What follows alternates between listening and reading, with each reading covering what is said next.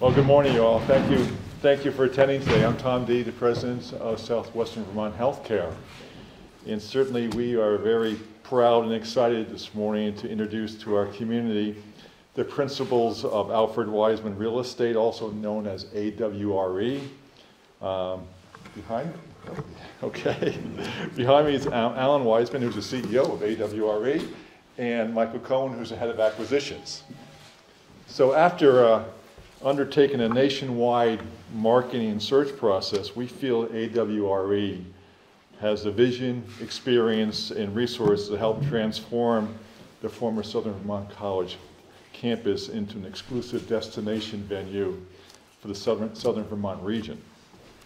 You know, as you know, over the past 2.5 years, SVHC has been utilizing the former SVC campus as a health system's COVID resource center. During this period of time, we treated and cared for over 60,000 people in our community during the pandemic.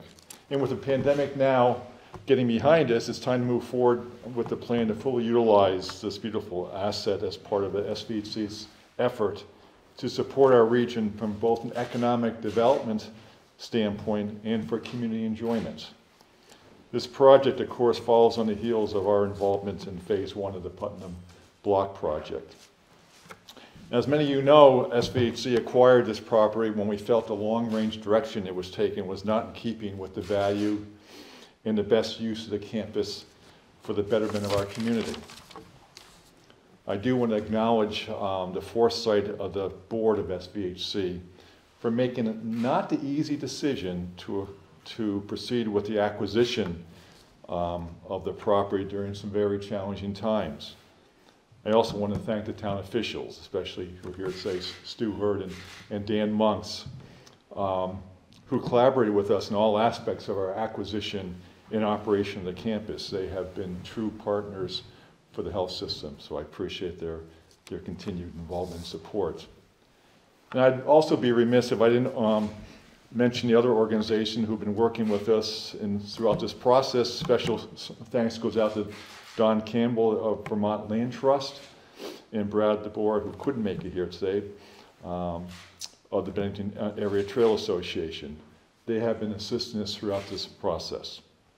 Let me also acknowledge the SVHC team, especially Brian Lentz and Kevin Daly, who have both been spending a tremendous amount of time in terms of working on this project here. And most of all, I need to recognize the generosity and support that the health system has received from the Bennington community. Approximately 500 people stepped up and provided SVHC with over $600,000 of financial support through the Grateful Bennington Fund to help defray the extensive costs that we incurred in maintaining and restoring parts of this campus. So with that being said, before I ask Alan to come up and provide an overview of his vision for this exciting project, I'd like to take this opportunity to ask Stu Hurd to come up and make a few comments. Stu? Thank you, Tom. This is really a great day for Bennington. It's a great opportunity for Bennington, and it's something that we probably all have dreamed about when the healthcare system acquired this property. I want to thank the healthcare system for coming to the community's aid at a very, very difficult time. This property is very important to the community, and it could have gone south. They stepped in. And then they turned and repurposed the gymnasium into a vaccination and testing center during the COVID crisis. And incredible thanks, once again, for the work they did there. And now, the next step, I think, is one of the most amazing things. When I first came to town, now more than 50 years ago, I rented a place down by Camelot Village and used to walk these grounds, play in the cave up on the side of the hill. It was then owned by the novitiate. It was a really wonderful, quiet place to be. Over the years, it has changed hands. It's been sometimes louder than other times, especially some summers ago. And now we're coming to, I think, the pièce de résistance. This is the opportunity for Bennington. This is the opportunity for all of us to really gain an understanding of the importance of this site and these buildings. And I want to thank you folks for coming and stepping forward, and welcome to Bennington. Thank you. Thank you.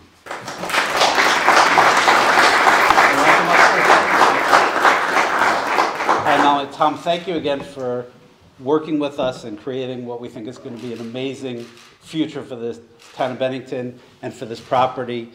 When Edwin Everett built this mansion, he thought of it as a center of excellence and beauty and a place of rest and respite. And our goal is to restore that and bring that back. We're going to be building a 4- or 5-star hotel here, reusing the buildings, reusing the property, and creating something special for the town and the people of Bennington. And people coming to town will enjoy all the downtown features, plus this beautiful facility. I think the best thing for me to do is answer questions, and I think that's the best way for me to kind of bring back the full picture and kind of find out what's in your minds and how I can respond to that. Anybody, questions? How soon do you think you'll start construction, or when will you actually purchase? We hope to have everything done within a year and to start construction within a year. Is there a price? We've decided to keep that confidential until the closing, and at which time we'll make that public.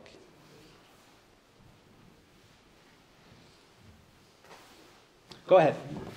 Although I represent the Bennington area trail system, I'm kind of curious about the whole property. So I'm just wondering, do you have any plans yet about how you would repurpose or reuse the other buildings, not this building? I could walk you through what we're going to do in general. So in this building, the plan is the space you're in is going to become a high-end restaurant with the outdoor spaces being used in the warmer months.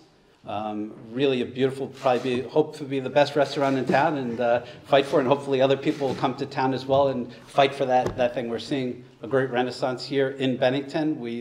In other places where we've done projects, we've been the catalyst for growth, but we've already seen with some of the projects you've started and backed, that's already started here. And where, you drive down Main Street and there's some great restaurants and breweries and some spirits places, and it's starting. I feel it. I know what's happening here, and it's one of the things that brought us here and makes us excited. So 5-star restaurant right here in the space you're sitting in. This beautiful facilities, and these doors close off. This could be private dining or it could be open. Just all sorts of things. A reception area in front with the drive court. There's a theater on the other side where we're thinking about having movies at night. Lectures, other types of events, meeting spaces, even cooking exhibitions in those spaces on that side. So that's part of the culinary experience. The lower level in this building, many of you probably haven't been there, but it was used for a mail room and a computer facility. We're thinking about restoring it to its original, having a wine cellar down there with some sort of F&B outlet in that lower space. And also the greeting area and kind of like a living room space. And again, this is kind of going to be the center of the entire project here. Go up to the second floor. We're going to have 5 very high-end luxury guest suites, which will be probably the most expensive to be able to live in the same space as Edwin Everett lived in, and restore those to beautiful rooms. A lot of them were kind of broken up, but luckily, the college preserved some of the molding, so you can see where the original spaces were, and we're going to restore those. Move up to the 3rd floor. We're going to create a spa up there, and it's spectacular. They were originally staff's quarters, so they're smaller rooms, and will lay out perfectly for spa treatment rooms and that kind of thing. And then moving down the hill, which was, I guess, the question, we're going to convert all those buildings down below the former dorms into very high-end luxury resort rooms, and that's kind of the thinking about that. And the gym will be a combination event space / activity center with everything from snowshoeing to ice skating, maybe an indoor pool, maybe bowling. We've had a conversation with Brunswick this week, the bowling company, to make kind of a high-end luxury lanes down there for guests.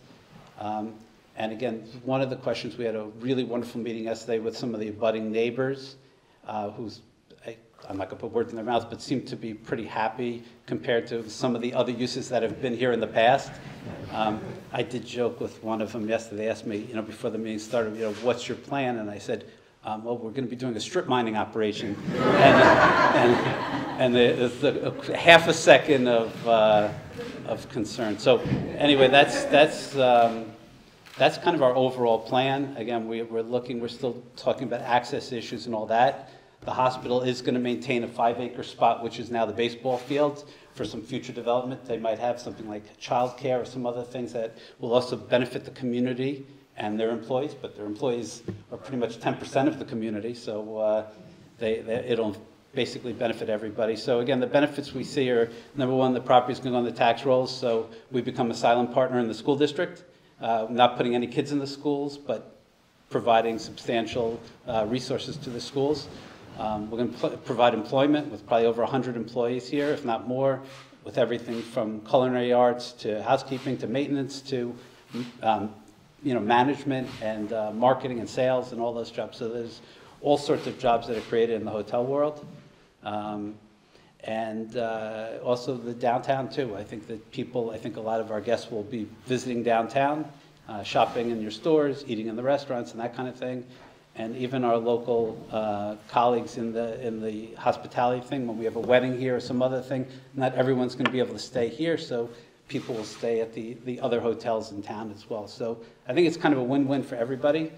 In terms of our professionals, what we're doing, we're bringing in a combination of local and world-class. So for example, in our architecture, we're bringing in the people from Centerline, a local, well-regarded architectural firm who's actually done work on campus and knows things. But in combination with that, we're bringing in a world-class architectural firm from, they're a United States-based organization, but they're international hospitality divisions in Mexico City. And they've been here to the site already, and the guy is mad about the site in terms of finding a thing. And he does things all over the world, in Asia, in Europe, South America, and in North America. So it's a combination of local and international, putting that both together. And it's pretty exciting, and we're thrilled. We talked about yesterday with Binghamton University and our experience up in Binghamton. You're much further along in the catalytic energy of the downtown redevelopment. We started with an empty office building there that was very large scale and converted to luxury student housing, and everything took off from there. And we were kind of the spark there that made that happen. Here, you don't need a spark, you have a spark. We just hope to throw some gasoline on the fire, so to speak. And that's it. And maybe, did I mention access to trails? Did I talk about that yet? I was going to ask you if you did. So we're working closely with the Vermont Last Trust, and thank you for your help and reminding me. It's not our plan, even if we didn't want to, and we do want to, but even if we didn't want to, the Land Trust has, has this easement to use all the trails behind the property that we'll be purchasing. Our guests, to us, it's one of the biggest, best amenities that we're going to offer people, is to be able to go into these beautiful woods here and to be able to hike and to use that trail system. And we're obviously going to be keeping it open, which was one of the concerns the neighbors had yesterday, keeping it open for all the neighbors to enjoy and people nearby. And we're working out access agreements with the Land Trust to be able to get people easy, convenient, and safe access to the trail system. So those are kind of like the highlights of what we're doing. Anything else I forgot, Michael? The F&B outlets down by the Oh, yeah, and also by the former cafeteria, we're going to be converting into a more casual dining experience, plus sort of maybe a pub of some sort. And the other thing that we're going to be doing too, we have a project on Long Island that we're also building, taking advantage of farm to table and buying local, both in terms of employees, but also in terms of buying from local farmers and that kind of thing. We also plan this property was known as the Orchard. We plan to relaunch that name as the name of the hotel probably. It's not 100% there, but that's our belief that we're going to do that. And we're going to also restore some orchard to the site at some point somewhere. We haven't figured that out yet, to kind of make that part of the experience, you know, and hopefully in the years to come be able to pick peaches or whatever we're going to pick to use on site. But again, our goal is to also buy from local farmers and buy from local vendors and that kind of thing. I told the story yesterday that unfortunately at one of our other hotels, we had a sewer line break and it flooded a vineyard that we built on the site. And you know, in that case, we had to call in a local environmental person, we had to call in a local plumber, a local site work contractor to do the excavation. So there's things that we, you know, we don't just bring people from all over the place. There's a lot of fallout and a lot of, you know, ripple effects in the economy from what we do, not just during the construction, but as we proceed forward in our operations. And yesterday was a good example of, you know, a pretty expensive repair that needs to be done that local people are going to enjoy the benefit of being able to do. So that's kind of my, my stump speech here, so to speak, and that's it. So if anybody has any questions, I'm here now. I can answer afterwards and go from there. Yeah, go ahead. Yeah, thanks very much. So I think those of us who've done real estate development, I think, understand there's a process between signing a purchase and sale and a financial closing. That's correct. So what do you anticipate as possible hurdles between this point and your financing, permitting, other due diligence? Luckily, the hospital went ahead and had the zone change done, so that would have been a huge hurdle. So we were zoned to be able to do what we'd like to do here and what I think would be great for the community, great for the site. The other hurdles, is there are definitely challenges, things we need to work on, but I know the people we've talked to locally, whether it's the land trust or the historical trust that has the control of the facade of this building and the site here, that everybody seems to be, you know, wanting to see good things happen here. And so I'm optimistic. I don't see as challenges. I don't see them as difficulties, but kind of challenges that we all have to work on together to get to the finish line here. Like I said, we're very excited about this, and yeah, that's the answer. We'll get there. Yes. Question about scale. You mentioned 5 units. I think upstairs here. Yep. Do you have a sense of how many units you're going to be able to get? Very much so. Yeah, we figure about 130 units plus or minus, something like that, and units keys, you know, in terms of hotel rooms. And secondly, you mentioned a lot of reuse. Any new construction plan as far as? Phase 1, no, but eventually we're looking at to do maybe some villas or casitas, and we talked to the neighbors about that yesterday too. They were pretty, you know, we're not building homes. It's not going to be a subdivision or anything like that. They would be villas connected to a hotel. But again, we would first, there's 140,000 square feet to digest here first, so that we'd go from there. Yeah.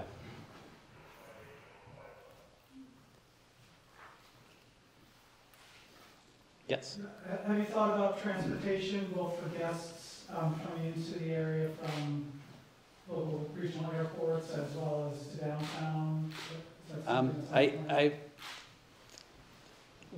think most of this is going to be a driving destination from Boston, New York City, and other places. I think it's more driving. The airports doesn't really is not set up for commercial flights. So I don't see people flying in. I see people as more destination, New England destination type of thing. So, yeah.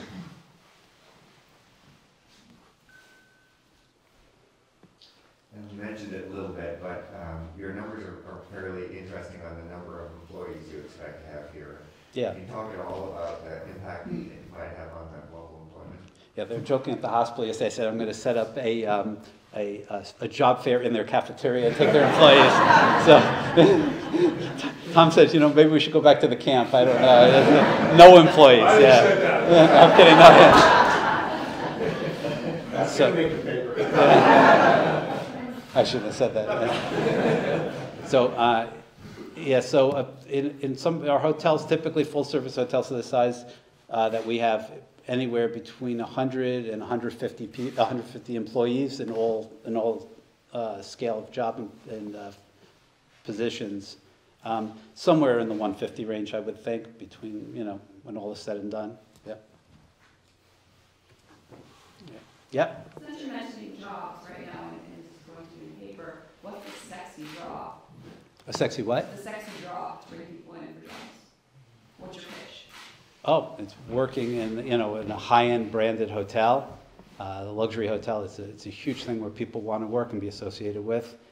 Good paying jobs and good environment, and just to work in this environment. People love hospitality. It's a state where people are hospitality oriented. So I just think it'd be something people would be excited to work with. So, yep.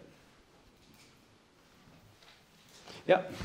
Bringing in 150 to 200 employees, have you considered the housing crunch that is occurring in much of the state and nation? Yeah, I don't think we're bringing in 150 employees. That's not going to happen. It's hiring local. I mean, we're not going to be bringing in people. People will commute from, across the state lines, and, from New York, from Massachusetts, but we're not bringing in 100. We're not bringing in people. We're looking to hire local people, and that's what our goal is. And yeah. So what is this resort going to be known for when you're? It's going to be known for as being a luxury spa, hotel, culinary resort. But that's kind of with a lot of activities and that kind of thing, where you get away and it'll be a huge amount of personal service and guest service, and that's kind of what it'll be known for. Just the way the Everetts used to come here and enjoy this as a place of peace and quiet and rest and activity. That other people will get to enjoy what Mr. Everett got to enjoy back in the past. Yeah.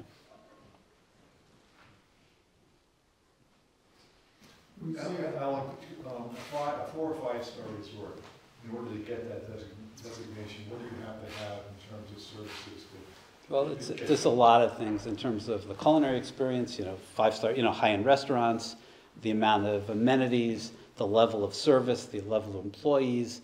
The size of the rooms is also a big thing, larger rooms with, many of these things will be suites with, seating areas and fireplaces and that kind of thing. So that's kind of the differentiation. Size of the room, level of service, that kind of thing. And finish level, obviously. Yeah. And the rooms, now it's dormitories versus the mansion. The dormitories will be as nice when we're finished. I hope you're right from Centerline over there. I think they're going to be as nice as up here. So if not nicer, the rooms might even be a little bit larger down below. So it's going to be a luxurious experience for our guests. Is what we're looking to do. I would assume amenity services would include stuff like a pool. Oh yeah, pools, spa, everything from mountain biking to cross-country skiing to some small tennis courts on the side. I know there's a local tennis club that's pretty well regarded and has a pretty good reputation, but we would build off that, have some courts here, pickleball, other things like that, things people would want to do when they're on a Vermont vacation in a luxurious resort. So, to your point, there's some excellent amenities in the community that will form alliances with. We had dinner last night at the country club. There's a beautiful golf course nearby. Yep. Alan mentioned the tennis center. We have a bunch of riding facilities for horseback riding. Yep. So our guests will probably enjoy a lot of the local flavor as well. Great. Yeah. Yes. I understand you may not be able to share details, but do you expect that this will be a flag? National affiliation? Possibly, yeah. In fact, we've reached out to several of the high-end brands. Can't mention them by name right now, and they've all expressed interest in it. Why wouldn't they? I mean, they all jumped on Google when I spoke to them, and they're like, ooh, it's spectacular. It's a 30,000 square foot mansion. I mean, it's something really, really unique and exciting. So,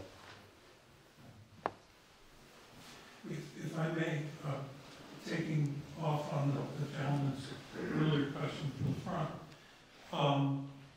yes, it will be known for all of the things that you referenced. Yep. But it will be known for its history. Yep. Its architecture, its setting, Yep. the valley, the mountains. Absolutely.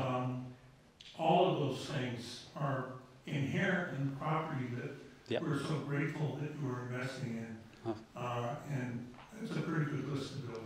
Yeah, thank you. You just added to my stump speech. Thank you. Thank you. No, and it's all true. I mean, you walk around, it's just, you look in every direction and there's nothing but beauty. Not even, the mansion itself obviously pretty, but even if it wasn't here, look where you are. I mean, it's a spectacular place. I mean, everything about it. Sometimes we take what you just said for granted, in that it's the same reason we fell in love with the property. We didn't hesitate from the moment we we saw it. Yep. Yeah. The minute I walked into Alan's office and mentioned that I had this 371 acre campus with a Gilded Age mansion on it. Do you want to take a look? He's like, let's go tomorrow. Tomorrow. We're all very proud of this. Yep. It's in your hands. Yeah. Don't mess it up. Yeah, don't mess it up. But, you know, we'll be watching. No, you should be. And if you go on our website, we've got a couple of examples of things that we've promised towns and what we've actually delivered. And one of them specifically that I think of is in Garden City, New York. There was a beat-up old department store building that we converted to, very different than this, but the point is what we do and what we say we do and what we actually do. And we presented a rendering to the town as to what the building would look like when it's finished. And then you put a picture next to it of what we actually built, and you can't tell which is the rendering and which is the photograph. And that's what we do. We have we're not a huge company. Michael and I always say we punch above our weight class a little bit in what we do. But at the end of the day, all we have is our reputation. And my dad started this company 60 years ago, and I had the privilege of working with him for almost 25 years before he passed away about 7 years ago today, actually. It's within a couple of days of now. And he was always talking about, all you got is your name. And that's what we have, our reputation, our name, and we try to do the right things. And in every community we're involved with, we get involved in the local communities, and we support local events. And it's something, it's part of our DNA and what we do, and it's been part of our history, and we'll continue to do that here as well. So, yeah. Again, I'm with the Bennington Area Trail System. Yeah. I used to be with the Regional Planning Commission, so I know a lot of the folks here. Yeah. But a trail-related question, or commenting question. So the trail network here is absolutely beautiful, and the folks who've been involved before me done just a great job of playing it out. I think one of the things that it's been lacking though over the years is a real destination point that would take advantage of some of the really spectacular views that are accessible from Mount Anthony. So a couple of us have been laying out a trail to a really beautiful viewpoint on the mountain. But I think your guests would really like that.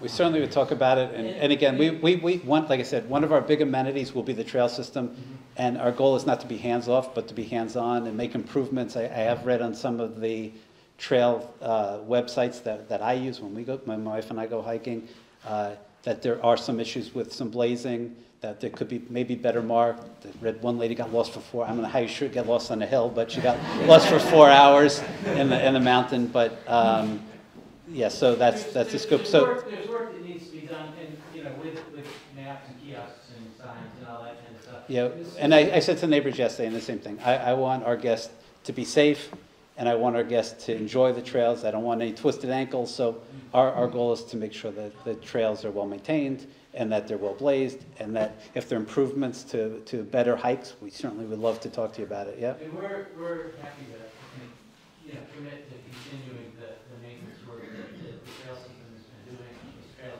And I've been coordinating a little bit with the Land Trust and Brian from the hospital on the improvements that we're trying to do now. And I'm just wondering, like, in the interim here, while you guys are getting up and running, is there a way that, because we're in the middle of doing this work, I mean, is there somebody that we should coordinate with, or some way we should coordinate with you folks? We should speak. I mean, we should definitely have a conversation. And I said that yesterday with the neighbors, that this isn't the last meeting where we're just presenting, we're done. This is the first of a bunch of meetings. And I said to them yesterday, and I say it to you too, it's like, we see this as a relationship. Wherever we go, it's building relationships. It's a continuation. It's not that we're just here, this is what we're doing, we'll see you guys later and see you at the ribbon cutting. It's going to be a process to get to that and go from there. Just for clarification too, so we have a signed agreement, but the transfer does not happen until the closing takes place. Right. Closing won't happen until Act 250 is completed. So there's a little bit of a journey you need to get through, but certainly coordination will be there all with Jim. So. And I do promise that the ribbon cutting will have amazing food. That's just to bring you all back. So yeah. You're going to need a big A big ribbon, yeah. There you go. One of those big scissors. I think we have one in the office someplace, yeah. We've got the gold shovels and for the groundbreaking and the big scissors, yeah, so. Yes? As I was sitting here, I was remembering one of the uses of this space in the past was a summer music camp. Yeah. And kids used to come, some of them stayed in the community with local families, and some of them were day students. My kids were day students, and there were outdoor concerts up here. Yep. Unbelievable. Yeah. Imagine that, that would be. Yeah, we're you know. Not necessarily, not a camp. No. No, but we're, you know, these type of hotels, these luxury hotels will have all sorts of events and different things like that, aside from weddings and other normal type of things. But we could see having, you know, just arts festival or a music festival or something very specific like that. And it's just like, if you just even walk down the hill, there's a wall that's kind of collapsed, but there's a garden down there that you could host events. I mean, wherever we turn, there's something new that we see every time. So there'll be lots of places for events and things like that, yes. There's something in the air up here, I don't know what it is. Yeah, it's Vermont, I kind of know what it is, yeah. Thanks. For seasonal demand, do you expect typical kind of winter, summer, and then shoulder seasons? Or? No, actually, we see it as, we're doing a project out on Long Island. We're doing 2 projects on Long Island. And those are very, very normal peak summer, shoulder, and the slow winter type of thing. Here, we see it as, the only slow season we'll see is kind of mud season a little bit in the spring. But even then, maybe we'll find special, you know, events and things to bring in for that. But we see it as kind of a 3-season resort, you know, and especially fall. I mean, you don't even have to leave your room to see the leaves. I mean, it's spectacular. So, yeah. Well, you mentioned, what was it, 130 rooms? Are you talking about all the buildings or right here? All the buildings, yeah. Here, we only have 5 rooms in this building. It's the original bedrooms and chambers upstairs on the 2nd floor would be converted back to their original use. Is the thing. Just want to make sure that was the right. Yeah. Actually, the flip side of new construction, any demolition or no? None. Well, the only demolition we're thinking about is if you look at the horrendous fire escapes they put on the building at some point in the recent history, and speaking to you yesterday, Meg, I think you wouldn't be too sad if those disappeared either, I don't think. Yeah, so we have to find ways to make the building accessible, both in terms of, you know, fire safety and you know, 2 means egress, all that, but also for ADA compliance as well, trying to find ways to creatively and architecturally significantly ways to kind of work those things into the project. Yep. I'm hoping the answer is yes. Energy conservation part of your plan when you're doing Yep, renovation? that's a big part of it, trying to find ways to heat and cool this place as best as possible. There's definitely energy code issues. I guess we can talk about that too and how we do the energy code issues. If you look at almost every window in this place is shot. So the idea is to come back with an architectural window that looks identical to what we have, but maybe has a little bit better properties for energy efficiency. But yeah, that's kind of, so very much so, it's the thing. But I always say the greenest thing we're going to do on the site is preservation as opposed to building new. There's nothing that's, you know, more damaging to the environment than tearing something down and building something new, because it's the amount of, you know, pollution that's caused by all that new construction is pretty tremendous, yeah. I'm pleased that you mentioned the terraces down below, in particular the overlook. Yep. If we talk about the condition of what you're about to take on, they're probably the most deteriorated visually on the property. Yep. And someone asked the question of demolition. Hopefully they're not too far gone. No, they just collapsed. So they, yes, they split and. I think some trees got in there too, like the ones down here, I think some trees, the roots busted the wall out. So it's just a matter of rebuilding a footing and restoring the walls. Everything's there, it's just a matter of resetting them, yeah. It probably costs more to take it away than to rebuild it. So, yeah. Some might have a different attitude, and we're all pleased to hear that that's not yours. Yeah, no, So. Okay. And again, if there's anything else, we'll be around, Michael and I. Michael can answer your questions too. If there's anything else you have, any other questions, we're here to. I'm just curious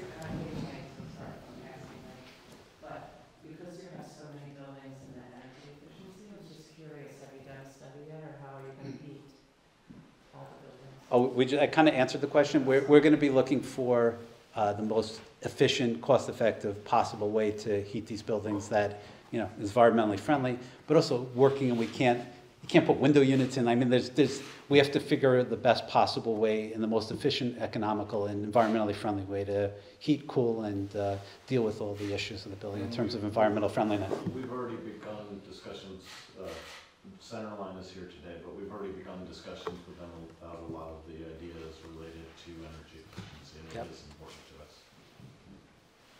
Yes? So you have a lot of projects going on at once, this is not the only. Nope, no, you can't. We always have projects going on, yeah. Who's gonna be the point person for you when you're all over the place that we can go to, that will be your, the project manager? Yeah, so we don't get that big. We have 3 projects we're working on. So Michael and I are principals in the firm, and we're the people here. We're at all the meetings. We obviously have people who help us organize behind the scenes, but in terms of point and dealing with people, my office door is always open. People come in all the time. My phone's always available, so people can reach out to me. You can always reach out to Brian Lent, who can get in touch with me as well. It's probably the easiest conduit until we actually buy the property. But questions, issues, anything else that comes up, speak to Brian. And hey, Brian. And he can forward it to us. But again, it's Michael and I. We're very hands-on, yeah, on all our projects, yeah. And we do use best-in-class in each category of, so we are utilizing a professional project management firm that will be working with Alan and I to orchestrate it. But we're very accessible. Yep. Brian can tell you, we'll be available to anyone locally. And again, I'd like to thank the people at the hospital, Tom and Brian, everybody else, Kevin, everybody else who's been there to help us through this process and work with us. And they really do have the best interests of the community at heart here in everything they do, whether it's taking care of your families when they're sick, unfortunately, or injured, to, you know, buying this thing. And just, I mean, it's very unusual for a hospital. I'm on the board of a hospital in Westchester County. I mean, for a hospital to take that much of an interest in the community, to put their balance sheet on the line, to protect the community. I've never seen anything like it. It's something really special and unique and different, and it's something you should all be proud of, and you know, it's something that's really, really different. So thank you for all your partnership on this thing, and thank you for all you're doing and have done. So that's it. Everett can see us from his resting place. I think he'd be very happy. There you go. Thank you very much. Thank you.